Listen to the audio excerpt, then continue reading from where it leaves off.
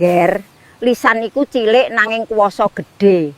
Wong Jawa biyen ngendika, ajining diri saka lati. Amarga saka omongan kuwi wong bisa diajeni, nanging saka omongan uga wong bisa diremehake.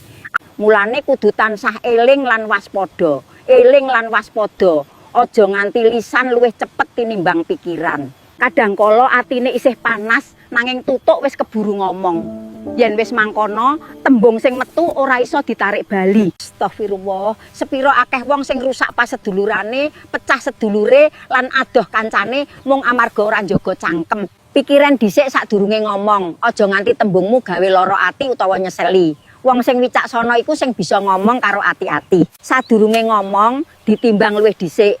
Apa omongan iki migunani, apa nambah becik, apa malah gawe lara ati. Yen ora ana faedahe luwih becik meneng. Alhamdulillah, meneng iku ora tansah ateges kalah. Kadangkala meneng iku tandha menang lawan hawa nafsu. Aja seneng nyacat, gunjing utawa ngremehake wong liya.